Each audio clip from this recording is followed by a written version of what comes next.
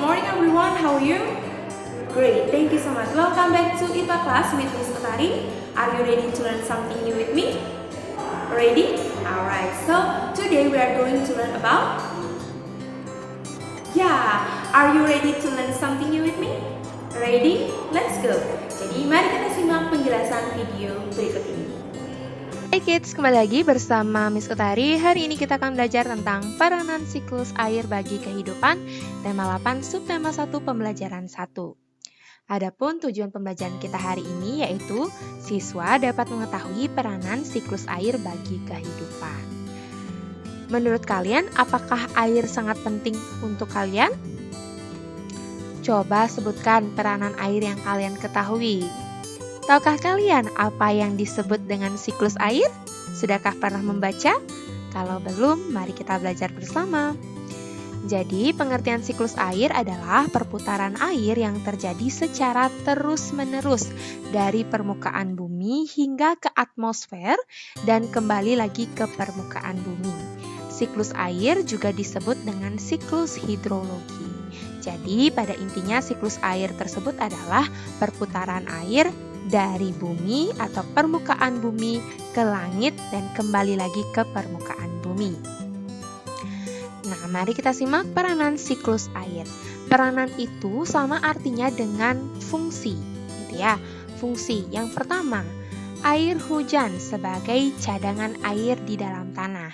Air hujan yang jatuh ke tanah akan diserap oleh tanah dan tersimpan di dalam tanah.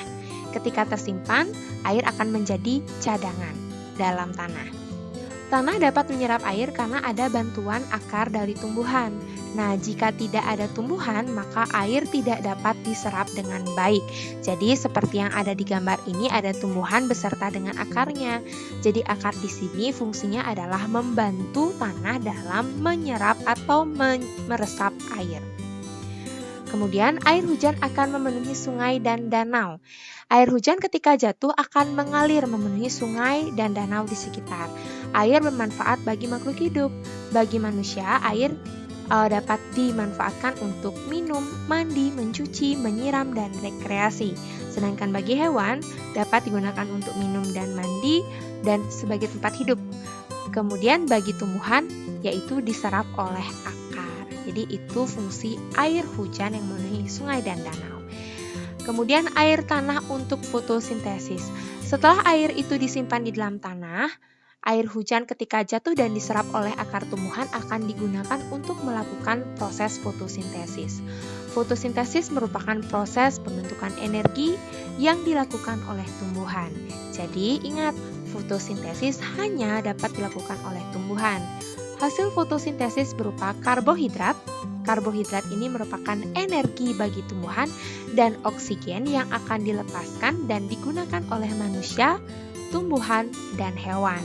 Jadi ketika air tersebut diserap oleh akar, akan dibawa ke seluruh bagian tumbuhan, yaitu batang dan daun. Kemudian setelah dia masuk ke dalam akar, sampailah dia di daun. Di daun ini akan terjadi proses fotosintesis.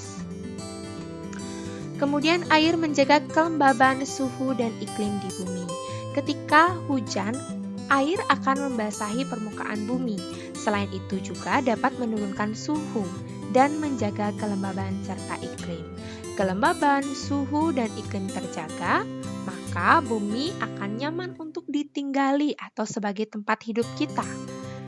Jadi iklim adalah pola cuaca rata-rata yang terjadi dalam waktu yang lama dan terjadi di wilayah yang luas.